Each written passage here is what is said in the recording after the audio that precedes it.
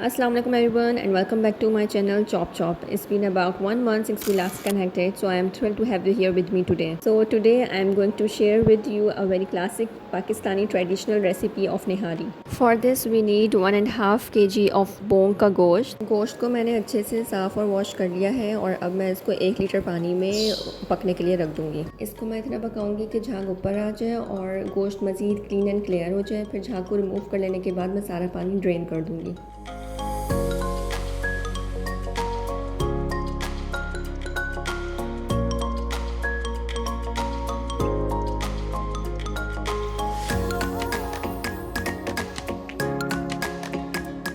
सारा पानी ड्रेन कर लेने के बाद फिर आप एक पतीली लेंगे, उसमें आप 1 लीटर पानी डालेंगे और वही गोश्त दोबारा इसके अंदर डाल देंगे।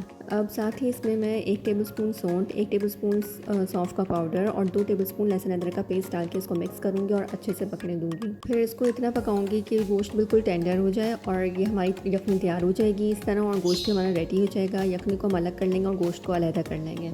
ये पूरा प्रोसेस आप 1 डे बिफोर भी कर सकते हैं। मैंने भी इसी तरह किया था। यखनी और गोश्त को टेंडर करके मैंने रख लिया था, फ्रिज में स्टोर कर लिया था और नेक्स्ट डे मैंने निहारी बनाई थी। अब हम निहारी का गरम मसाला रेडी कर लेते हैं। उसके लिए हमें 2 बादियान के फूल, 2 लौंग, 1 छोटा टुकड़ा दालचीनी का, 2 बड़ी इलायचियाँ, 4 से 5 छोटी इलायचियाँ, 2 से 3 तेज़पत्ता, 1 टीस्पून साबुत काली मिर्च का, 1 टीस्पून सफ़ेद और काला ज़ीरा, 1 टीस्पून जायफल जवेत्री, 1 टीस्पून सौंठ और 2 टेबलस्पून सौंफ डाल के हम इसको ग्राइंडर में पीस लेंगे। इसके बाद हम एक देगची में 2 प्याली घी लेंगे और 2 ही प्याली हम तेल लेंगे। अमूमन निहारी जो है घी में बनती है, मज़े की बनती है, लेकिन मैंने इसमें बैलेंस रखने के लिए 2 प्याली घी ली है और 2 ही प्याली मैंने तेल लिए।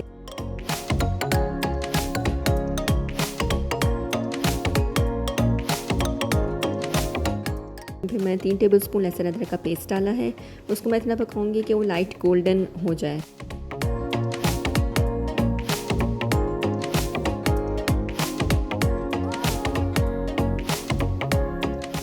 अब मैं 3 टेबलस्पून लाल मिर्च पाउडर डालूंगी और हल्की आंच करके थोड़ा सा पानी डालूंगी ताकि हमारा मसाला जले नहीं, ठीक है।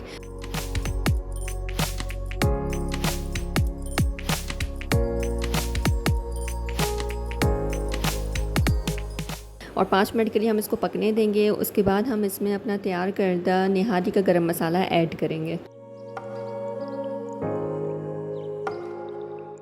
5 मिनट मज़ीद पकाएं और फिर इसमें गोश्त जो हमने टेंडर किया था उसको ऐड कर दें।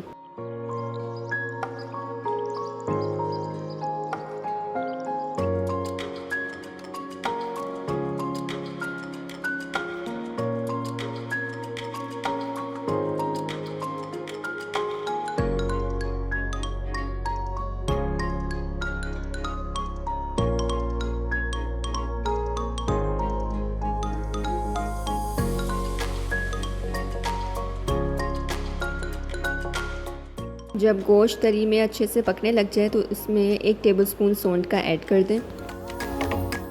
अच्छे से मिक्स कर लें और मज़ीद 10 मिनट के लिए पकाएं हल्की आंच पे।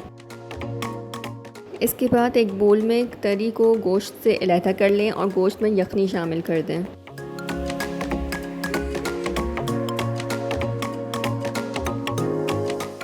यहाँ पर मैं अलहदा की हुई तरी को शो कर रही हूँ, जो कि हम आखिर में यूज़ करेंगे, अपनी निहारी के ऊपर उसको डालेंगे।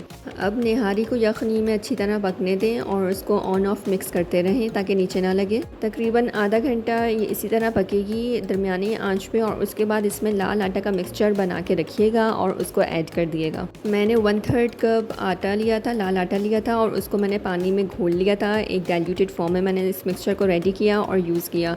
अब it depends about the consistency you want, तो मुझे 1/3 कप बिल्कुल ठीक और मुनासिब लगा था, तो मैंने ये यूज़ किया था।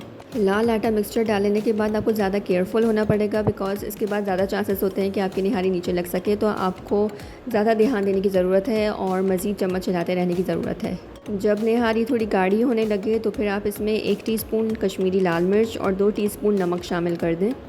मज़ीद इसको 15 से 20 मिनट पकने दें। जब इसकी कंसिस्टेंसी आपको ठीक लगे तो फिर चूल्हा बंद कर दें।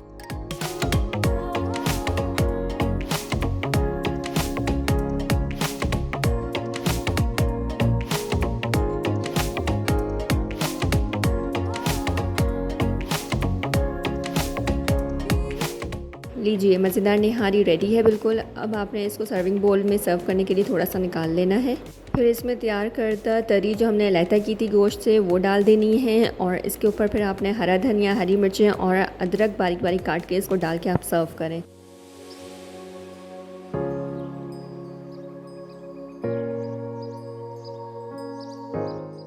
And that's it for our delightful nihari recipe. I hope you enjoyed this recipe as much as I did.